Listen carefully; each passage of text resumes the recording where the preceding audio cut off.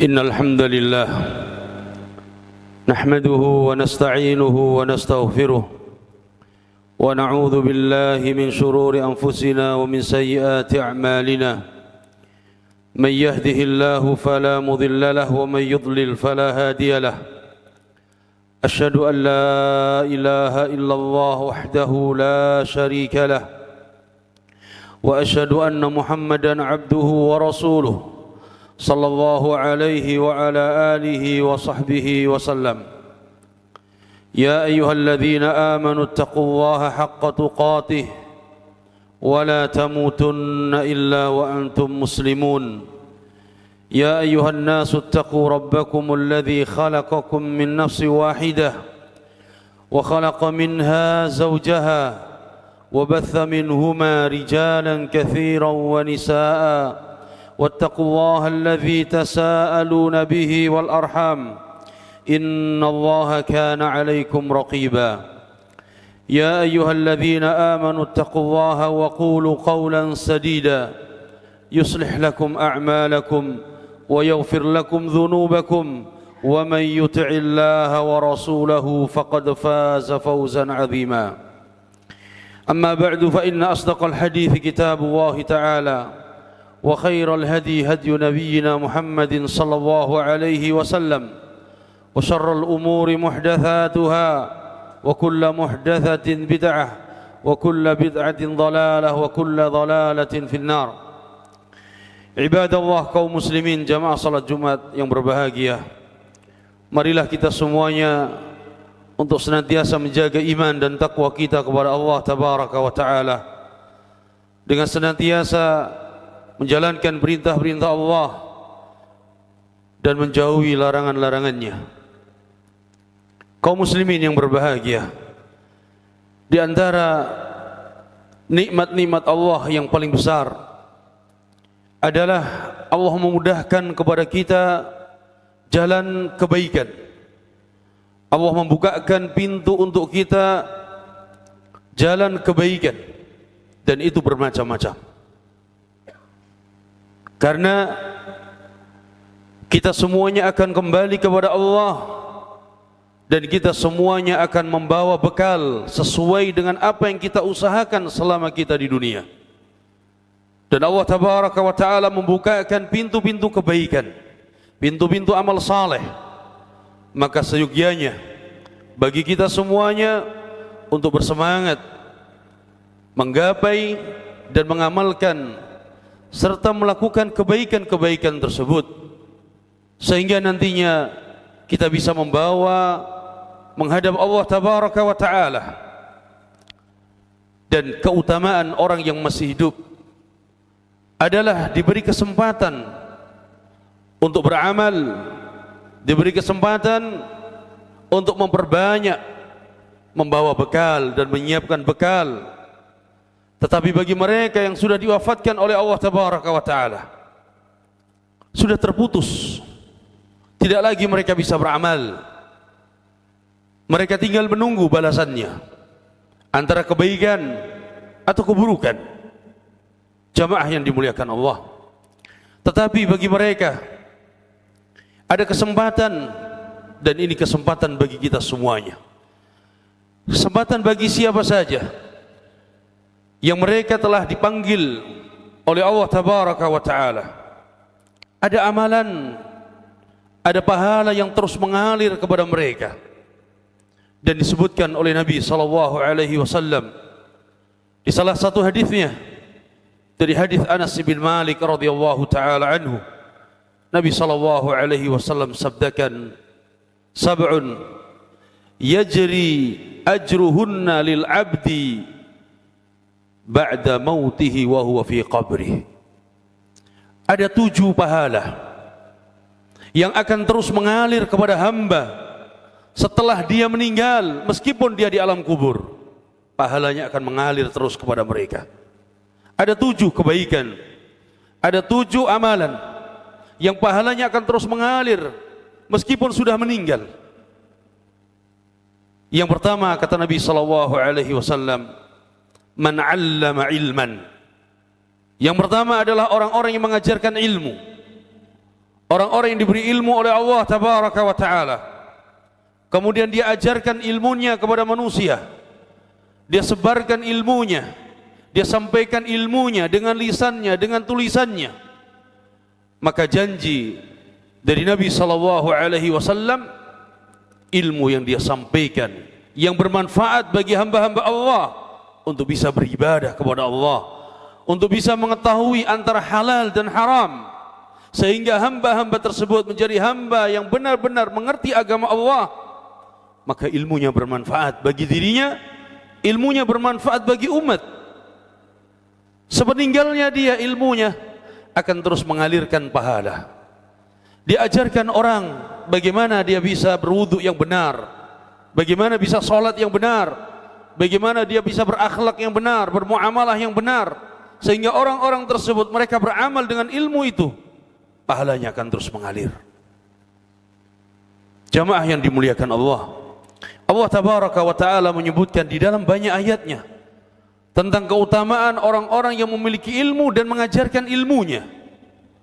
Di antaranya Allah firmankan, yarfa'illahu alladhina amanu minkum walladhina utul ilma darajat. Allah akan mengangkat orang-orang di antara kalian, orang yang beriman, orang yang berilmu, diangkat derajatnya oleh Allah tabaraka wa ta'ala. Maka Nabi sallallahu alaihi wasallam mengatakan, innal malaikah, sesungguhnya para malaikat yang jumlahnya kita tidak tahu berapa banyaknya jumlah malaikat, hatta al-hitan, sampai ikan-ikan di lautan, la yusalluna ala muallimin nasal khair, mereka semuanya akan mendoakan kebaikan bagi orang-orang yang mengajarkan ilmu dan kebaikan. Dalam riwayat yang lain, la yastaghfiruna, mereka semuanya akan memohonkan ampun kepada Allah tabaraka wa ta'ala. Maka siapa saja yang diberi ilmu oleh Allah, hendaknya ilmu itu dimanfaatkan untuk dirinya dan dimanfaatkan untuk umat.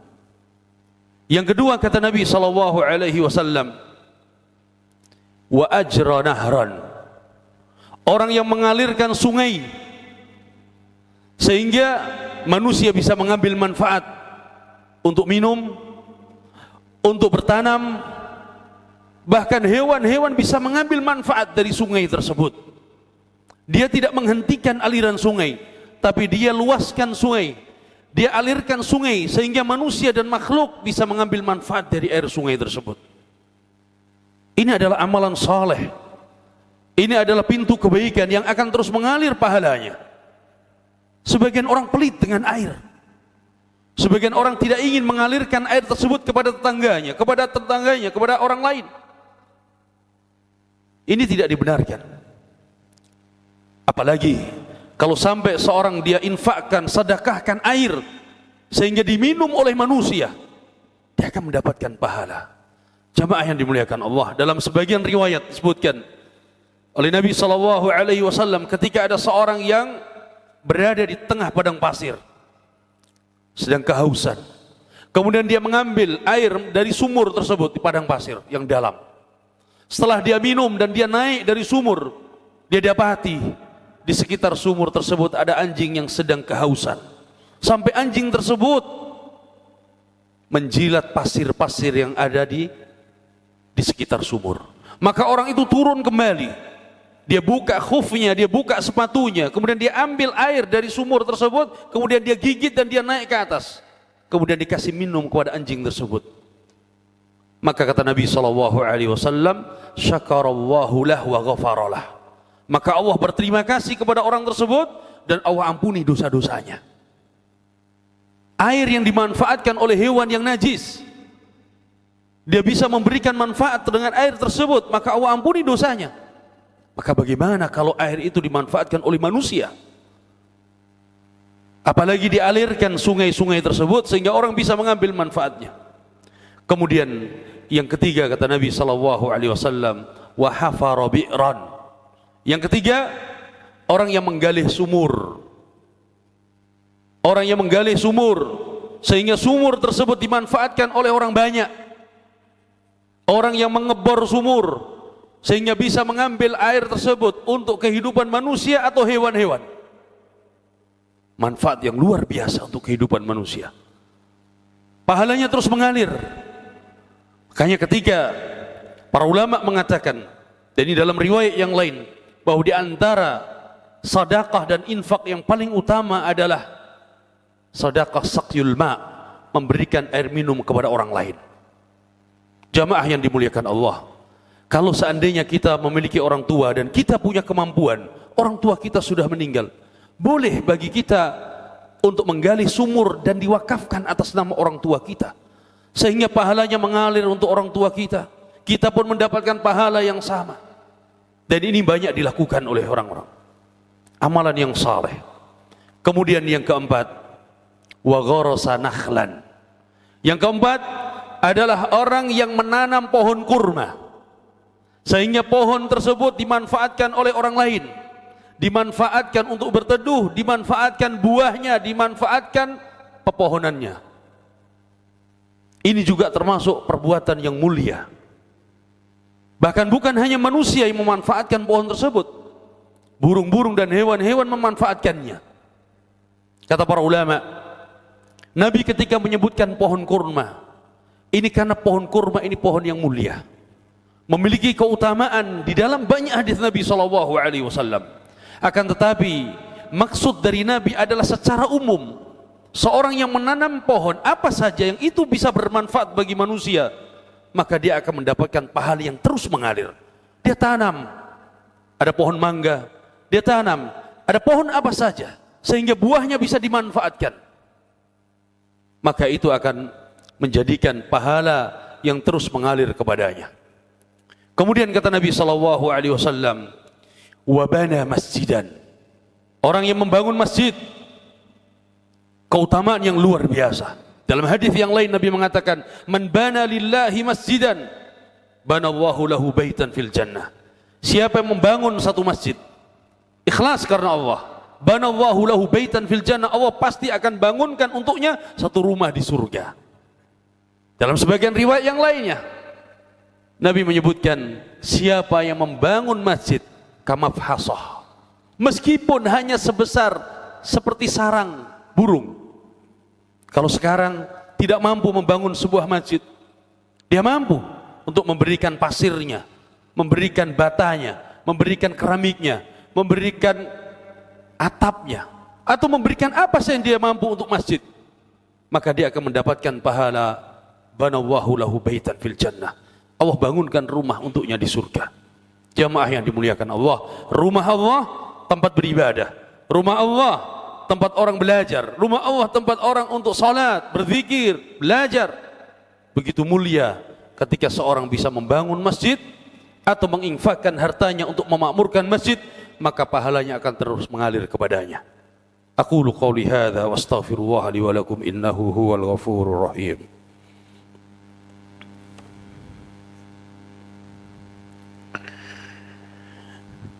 Alhamdulillahi rabbil alamin. Wassalatu wassalamu ala nabiyyina Muhammadin wa ala alihi wa sahbihi wa man sara ala nahjihi wa iktafa atharahu ila yaumiddin. Amma ba'd, para jamaah yang dimuliakan Allah. Selanjutnya yang keenam, Nabi SAW mengatakan, wa warratha mushafan. Yang keenam, yang pahalanya akan terus mengalir kepada hamba meskipun dia sudah meninggal, dia berada di kuburannya, pahalanya terus mengalir, adalah orang-orang yang membagikan mushaf. Dia belikan mushaf Al-Quran, dia bagikan ke masjid-masjid untuk dibaca, diberikan kepada anak-anak yang belajar Al-Quran, dia bagikan kepada kaum muslimin, sehingga orang membaca Al-Quran tersebut dan dia akan mendapatkan pahala. Nabi SAW mengatakan, man qara'a harfan min kitabillah falahu hasanah wal hasanatu bi asyri amthaliha. Siapa yang membaca satu huruf dari Al-Quran, dia akan mendapatkan satu kebaikan dan dilipat gandakan menjadi 10. Satu huruf 10 kebaikan pahala. Kalau dia membaca satu halaman, berapa ratus dari pahala kebaikan yang akan mengalir kepadanya. Dan dari mana sebabnya dia membaca Al-Quran tersebut? Dari orang yang membagikan Al-Quran, dari orang yang menghadiahkan Al-Quran, orang yang mewakafkan Al-Quran. Maka bersemangatlah para jamaah. Kalau ada kemampuan, wakafkan Al-Quran, baik di tempat-tempat belajar Al-Quran, di masjid-masjid, di rumah-rumah Allah, agar kita mendapatkan pahala yang terus mengalir. Kemudian yang ketujuh, yang terakhir, kata Nabi sallallahu alaihi wasallam, wa waladan salihan yastaghfiru lahu ba'da mautih. Yang ketujuh adalah orang yang memiliki anak saleh, yang anak itu terus memohonkan ampun kepada Allah untuk orang tuanya dan mendoakan kebaikan untuk orang tuanya.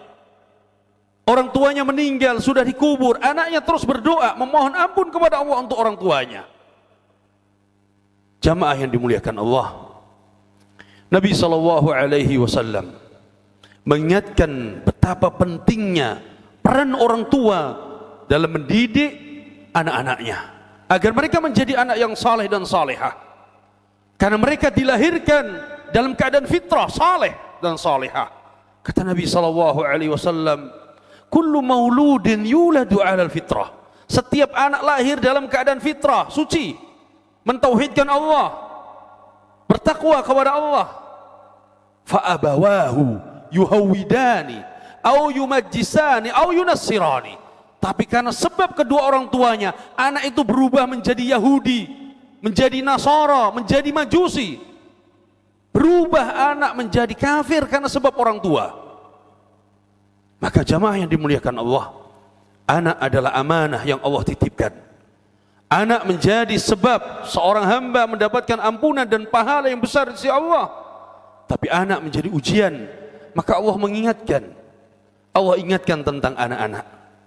Innama amwalukum wa auladukum fitnah. Sesungguhnya harta dan anak-anak kalian ujian dari Allah tabaraka wa ta'ala.